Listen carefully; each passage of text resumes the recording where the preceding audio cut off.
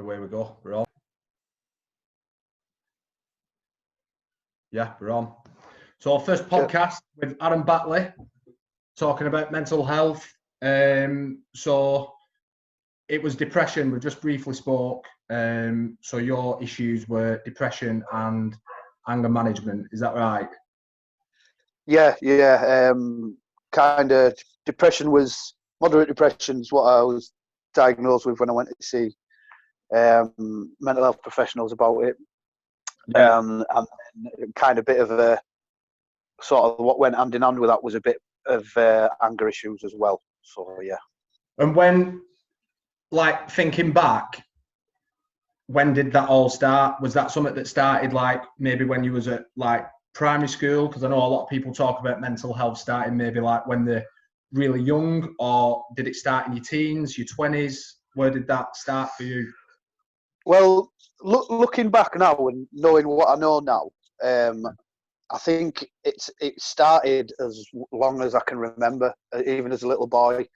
I just didn't know, and I thought that sort of the thoughts and feelings I had about myself were just how everybody thought. I always felt a bit inferior as a child. I was kind of a little skinny kid, and I grew up in a part of Leeds where everybody played rugby. Every kid in the street played for the local rugby team.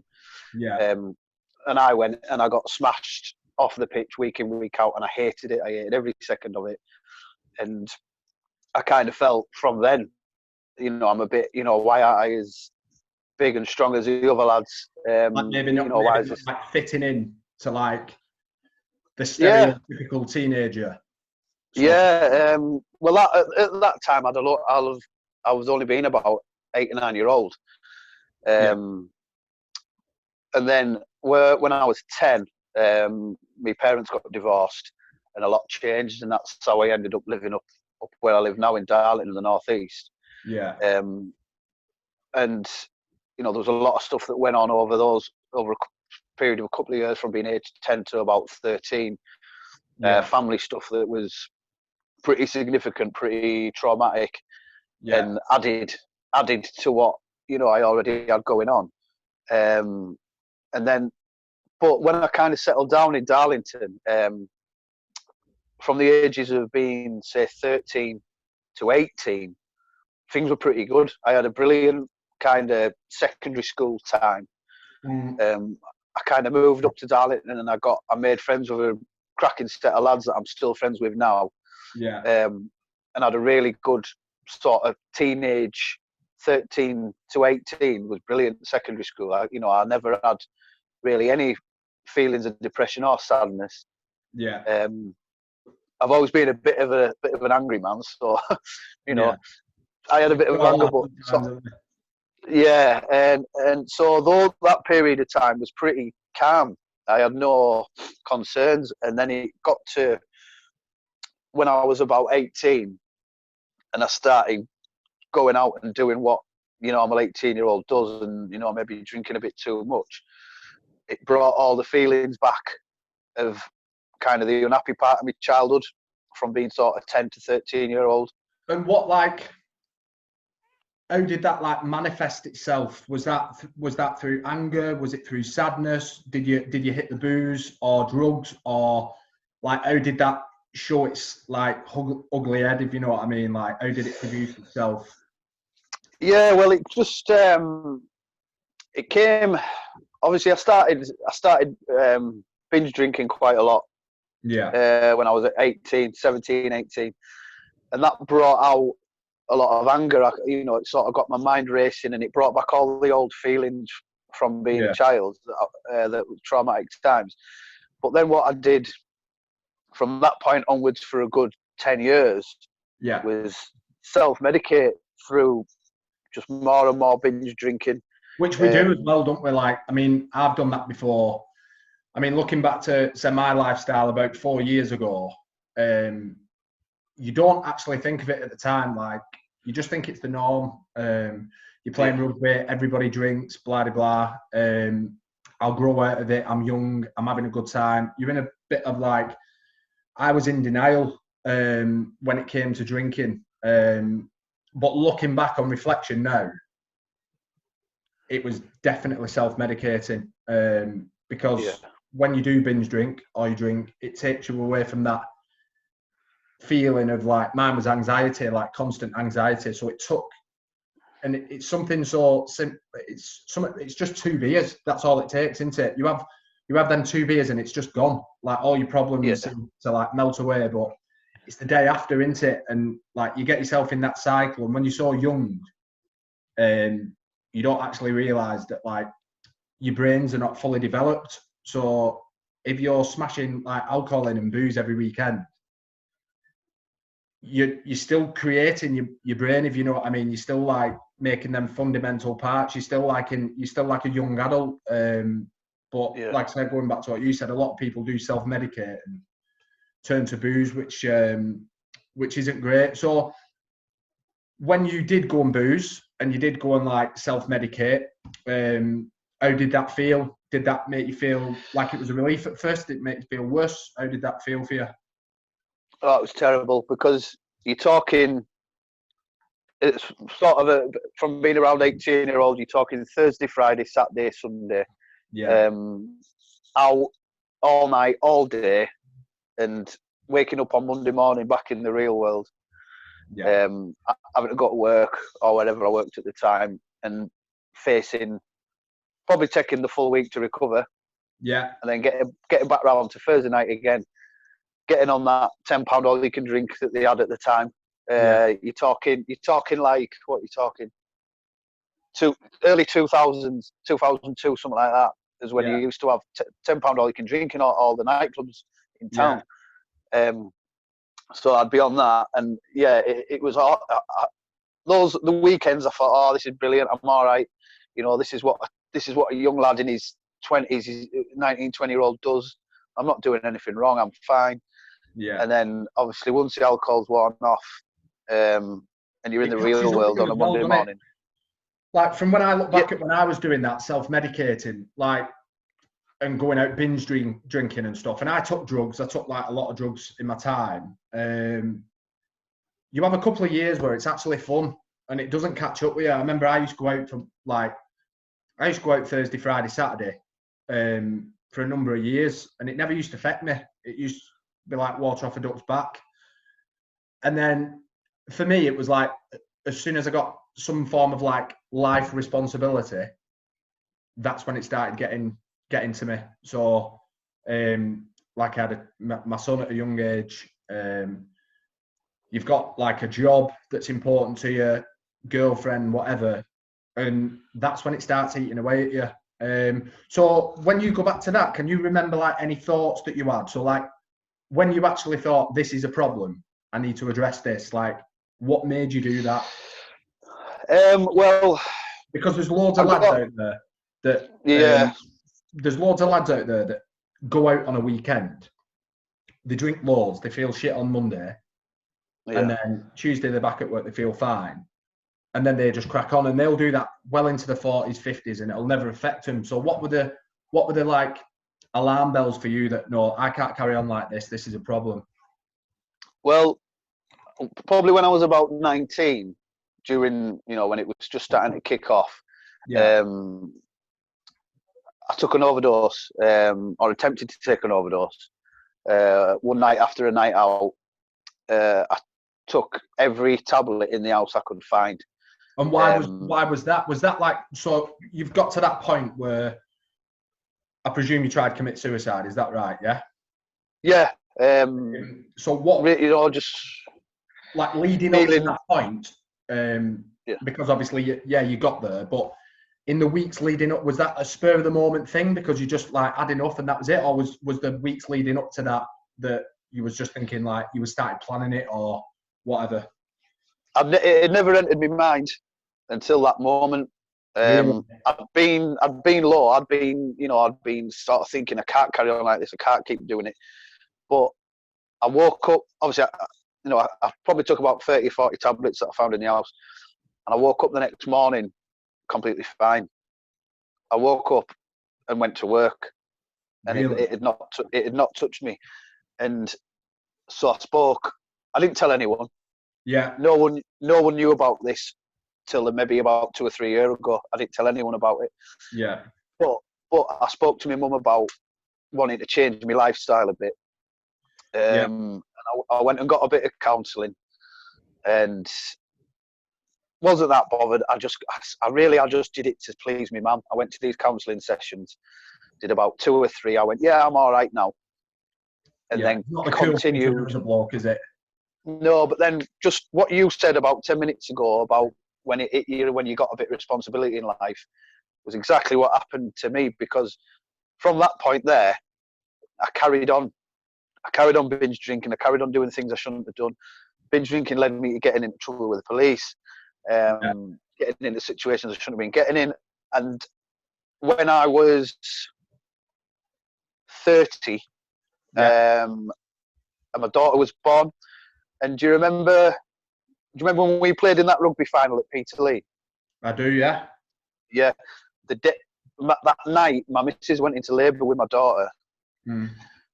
And from then, I thought, right, I've got a child now. The binge drinking stopping, and it did. But then what happened? What happened was, I wasn't masking it with any alcohol, or not as much as I was, and everything came flooding in. Everything came flooding in, and the next few years from that point were even worse. You're actually dealing with the real, the truth, aren't you? It all came. I think a lot of people walk around today, like this day and age. It's easy to say that you feel good when you've had a few beers, isn't it? Like, how you doing, mate? I get it. How you doing, Shet? Oh, brilliant, mate. Got a beer, this, that, and the other. Absolutely fine. No one knows what you're doing or what you're up to on a Monday, Tuesday, or when you stop the drinking. Only close family, if you choose to tell them. So, yeah, I mean, that must have been difficult for you dealing with the truth as well, especially when, like, your daughter was it your daughter? Yeah, did you say? Yeah. At the time, we just had the one at the time, and obviously she was born, so I decided, just to stop all the. Well, not stop, because I didn't stop drinking, but I cut right down. I stopped going missing for 2 or 3 days. Yeah. I started behaving myself, and because I wasn't masking the feelings with alcohol and other stuff, they came flooding in, and it became really hard to deal with. And I really, really struggled. I got really bad, and what was that constant thoughts of? Was it to the extreme of like going back to maybe committing suicide again, or was it just feeling low? Like what? Yeah. What was happening really was it's hard to explain because it was really hazy at the time. Yeah, of course. But there was a lot of suicidal thoughts, a lot of thinking to myself, would it matter if I wasn't here? Would anyone be bothered if I wasn't here? Just being curious to it. Yeah, just sort of thinking, people might be sad for a bit, but then they'd get over it, and I won't be here, and I'd be out of this mental torture that I've got, and I don't know why I've got it. And it kind of built up and built up and built up over a couple of years. Yeah. And came to a big sort of explosion one night, where I had a bit of a breakdown at home one night. Yeah. My behaviour, I can't really remember it because my behaviour was really erratic. I said, I'd voiced my concerns about wanting to end my life. My missus was terrified. She rang my mum. My mum came round, and people were trying to kind of calm me down, and I wasn't making any sense. And that was the point where I got referred to the crisis team, the mental health services in Darlington. And then I started, actually, I'd been on medication already for about a year, depression medication, on fluoxetine, and not really seeing much difference from it, but I stuck with it because, I just wanted to do the right thing. But this one particular incident was really bad. It was really frightening for like a line in the sand for you, and it was like, no, this is it. I've got to make a change. It was just kind of the next day when it was all over. I was just kind of like, what happened there? I didn't. I thought I'm ill. I'm not well, and I need to really really try hard and get things going and get myself right for me family. I've got kids. I've got a lovely missus who's been with me nearly 17 years now. Yeah, she's been with me through all of this. She's seen it all. So that was a big point where I knew there was something really wrong. I'd always skirted over it before. Yeah. With alcohol and that was the point where I thought there is something wrong up there that I need to really work at. Yeah. That was a. Sorry, go on. What was the next step? So because obviously for blokes, I feel, I think I'm quite lucky because I've always been a good talker. And even I found it difficult coming out that I suffer with anxiety and things like that. Mine was done in more of a relaxed environment, and we had a bit of a laugh about it because, like, we'll speak again about obviously anxiety at a later time, but some of my thoughts were stupid. So we had a bit of a laugh about it, and coming out, like, I'm a good talker, and coming out for me was difficult. So how was it sitting down with your missus and your mum and saying, look, this is where I'm at? And because did they have any inkling? Was it a massive shock to them, or did they know already that you were suffering with like poor mental health? Yeah, no, they knew. They'd seen my sort of mood and behaviour sort of dip. They knew, they'd known a while. I'd known a while, I just didn't want to deal with it. So the steps then is I went to the doctors. I'd been previous and I'd been on this medication, but I'd just gone along with it. And I went back to the doctors and I just said, look, this medication's not working. I've got really bad, I've got really low. This is what's happened at home. So I got referred onto some CBT, cognitive behavioural therapy, and some counselling through the doctors. Yeah. And that was over the phone. That didn't really. I couldn't take it in. No, I mean I've done the same therapy before, and it takes a lot of discipline. And you've got to write your thoughts down. You've got to analyse your thoughts. You've got to write them down, go over them. How did you react to the certain thought? When you've got a full-time job and 2 kids running around or a child running around at home, you've not got time to do that kind of work, have you? And obviously, I know it works. It's been proven to work, but it's quite difficult. It's a difficult method of therapy, I think, for me personally. I know it works with a lot of other people. So that's obviously, it's a good thing because obviously it does work. But for me, I thought that was quite slow. How did you find that? Because it was, there's a massive waiting list because it's, through NHS and stuff like that. And you've got, the option I got given was over the phone, and it was about 6 months down the line when it actually happened. And by that time, I'd been taking my medication and I'd kind of just sort of shut off to it. And when I got the phone call saying, I've phoned you to do your CBT, I just thought, all right.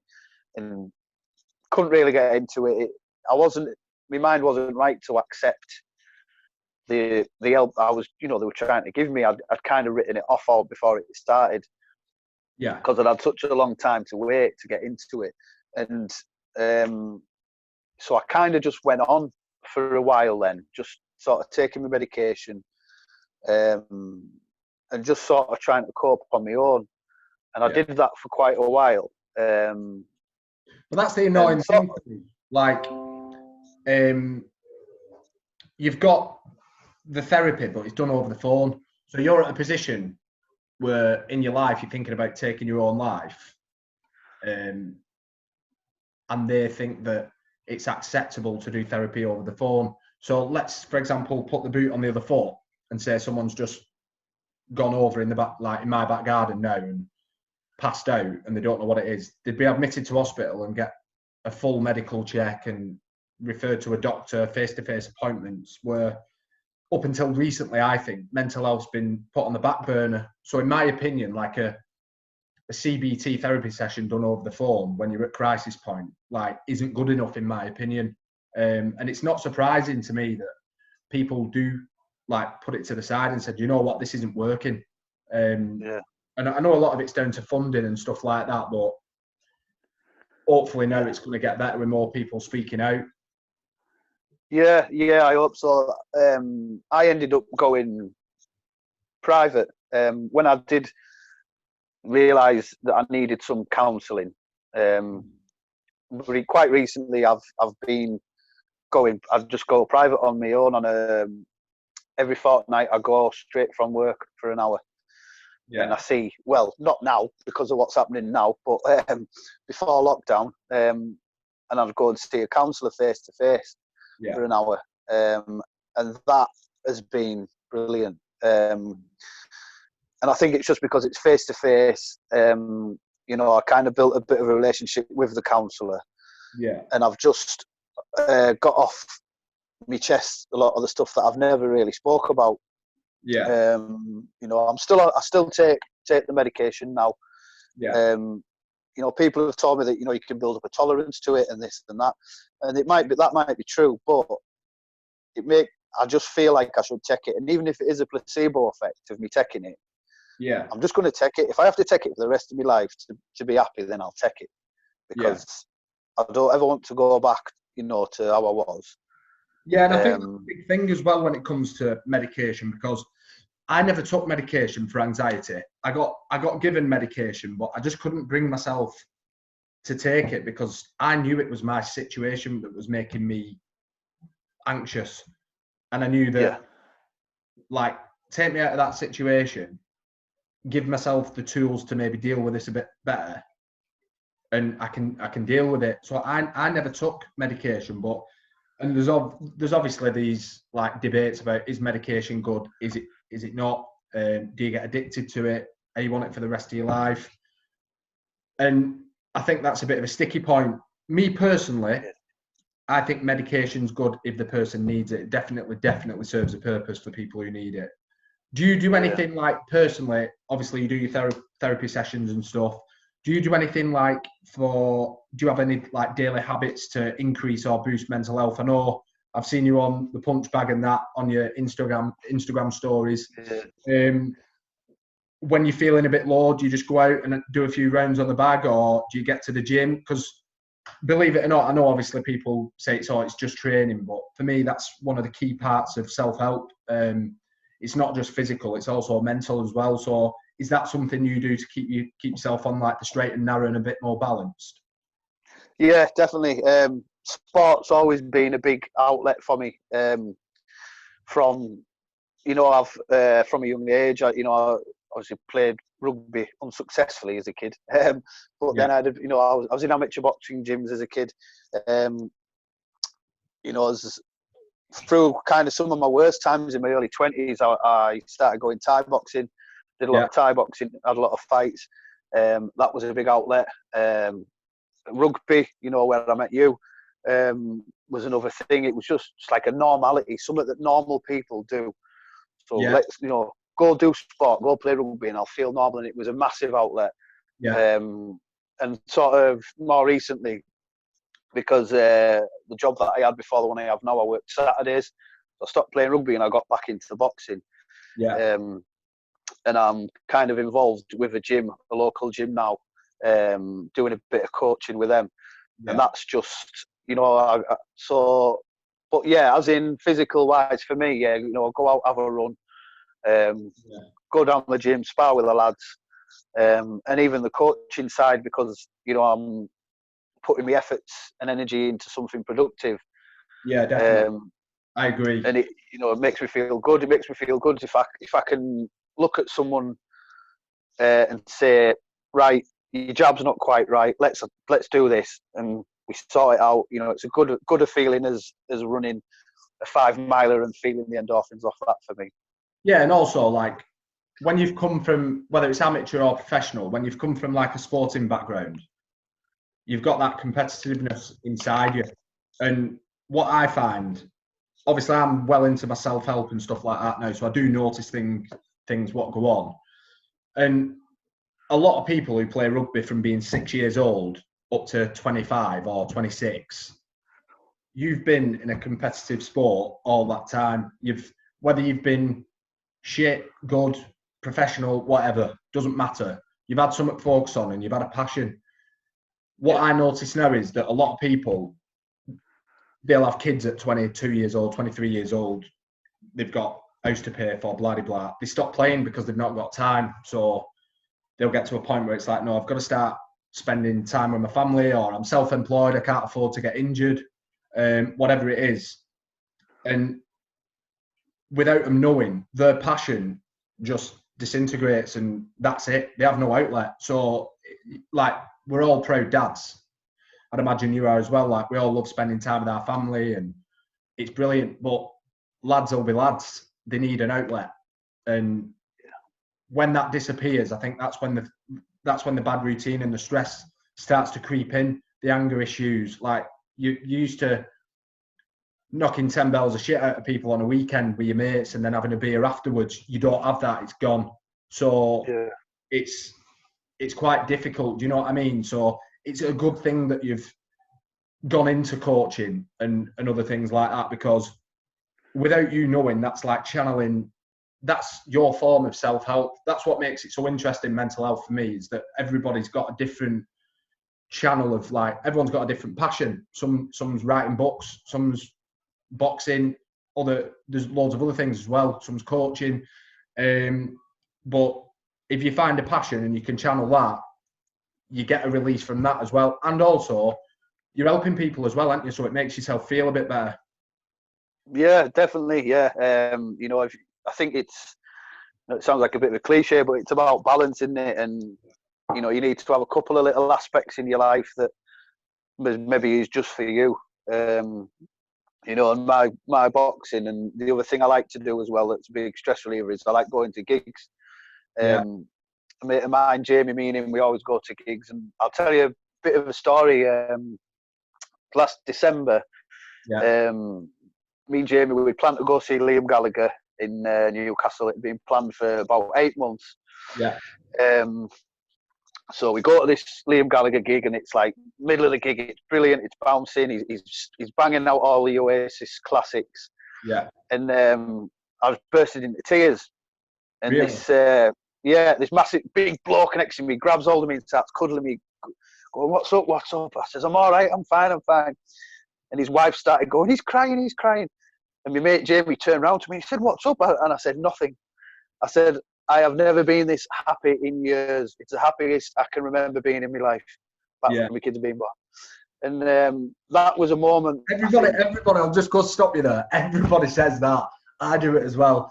Apart from when my kids have been born, like reassuring themselves. But like, it's good that you said that, because if you're being brutally honest with yourself, that might have been the happiest you've ever been. Do you know what I mean? Yeah. One of the words I said, my mate said to me, "What's up?" And I said, "No." He said, "Why are you crying?" And I said, "Because I've never been so happy." Because I think what happened there, and this is going to sound a bit cheesy, but I think that moment there in December last year, it just sort of hit me that, do you know what? I can have a good life. I have got a good life. I have got people around me who love me, and this is brilliant. And it all just kind of hit me as a bit of a moment, a really happy moment. So, and that's a good message to send out to, obviously, people who listen to this podcast as well, that we have been there. And I know, like, there's not just men that suffer, there's women as well, but it is time that heals, I think. That's a massive thing. And you will get through, like, you do get through to a point where you just have that little moment. And it could be anything. Like, a lot of people write gratitude list and everything, don't they? And like, that one thing, it could be being at a gig, it could be walking out to the park with your little kid and just like feeling like brilliant for the first time in months, or going having a game of five-a-side with your mates and you just feel like you've had a bit of a mental break. Like, it doesn't have to be anything like special either. It could just be a simple thing where you actually think, no, this is a turning point for me. Like, this is a good moment. And like, it gives you the confidence, doesn't it, to stick to it and think, no, this is working and I'm going to stick with it. So that's really good. So we've gone over, like, obviously what you're doing now to make yourself feel better. Is that something that you're going to stick to? Because I can imagine, like, you being quite scared and maybe going back to that dark place where you've been. Do you make sure you religiously stick to these things as well? Like, you make sure you run 3 times a week, or you go and coach, or you go and box? Is that something you're 100% going to stick to? Oh, without a doubt, yeah. You know, I've got to have something just for me. You know, a little thing just for me. You know, I love my family, I love my kids. But you've got to have that little piece that makes you, you know, that just sort of a bit of the jigsaw as well for yourself, and that'll be something. It's not selfish, is it? It's not selfish. People might think no, not at all. I've took out my boxing coach's license, so that's already we've got. You know, I'm sort of involved with a couple of lads who set up a brand new gym it was ready to open the day we got locked down, more or less. But that's all ready to go. We've got a stable of fighters, and we've got sort of people coming who just want to train fitness as well. So that's something that I'm going to be involved in. You know, outside of work, just a little bit of a thing for me to do. You're quite open, aren't you, as well? On, like, I've seen on your post on Facebook, you're pretty open about the mental health side of things as well. So, like, obviously, when you're coaching, you can channel that kind of experience that you've got from mental health into your coaching as well. I mean, obviously, you're coaching kids, you're not going to start ramming depression and things like that down the necks. But there's subtle ways when I've coached that you can teach kids little lessons, and even like people around you as well. Like, you can, I think going through a mental health illness or a dark period in your life is a good thing. It's the worst thing in the world when you're going through it, in my opinion. Like, there's nothing worse than, obviously, yourself being depressed and myself dealing with anxiety. There's nothing worse, and you'll basically do anything to get out of it. Hence why people sadly kill themselves. But if you can get through it, there's a massive lesson. I think it changes you for the better, 100%. Yeah, so just exactly what you just said there, and one of the most powerful and helpful things I've learned through this process is that it will pass. So when the dark days come, and the still, you know, it still happens now. The dark periods, you know, the down periods come. I never used to be able to cope with that before, and I'd panic. And I'd be like, right, depression's back. Oh my God. But I've learned now that it will pass. It's like a cloud, and you know, I've just got to grit my teeth, endure it, and whether it's 2 hours, 2 days, or a week, it'll pass. I've just got to stick in, and you can transfer that over to anything in life. You know, it will pass. Stick it out, and you know, you'll feel good again. Would your advice be for, like, obviously people that are watching this podcast that might be sat at home now feeling depressed, or I think it's a gradual thing as well, unless, like, you've lost a loved one or whatever, but I think you can, if you're self-aware and you look at yourself and stuff like that, I think you can see little telltale signs of maybe depression building up. You might be a little bit more snappy, or you might be not willing to go and do the things that you normally wanted to do. What would your advice be? And, like, if you notice them kind of things. So, for example, if someone's watching this and they're feeling down, what's the pivotal moment, and what would you advise them to do? I think go to the doctors, tell the doctors what you're feeling. But in addition to that, talk to someone. If you can get yourself a private counsellor, get one. Go and talk to someone. For me, it's worked talking to somebody that I don't know, somebody that doesn't know anything about me, somebody that's not got any prejudgments, that don't know anything that's gone on, and I can sit there and tell them exactly what I think and how I feel. They're not cheap, so you know, if it's not in your price range, find somebody else you can talk to who's willing. Someone who you can trust. Just someone you can trust. You can. And sometimes I think when you're opening up and you're talking about mental health, I think sometimes it's about maybe at first just dip your toe in the water. if you're having a conversation with one of your mates and like you 100% know he's not gonna he's not gonna give you the advice that you need, just don't talk about it. Just dip your toe in the water and say, "Well, I've not been feeling great." Maybe see what they say to you as well. Like, "Oh, really, mate? What's up with you? Why have you not been feeling great?"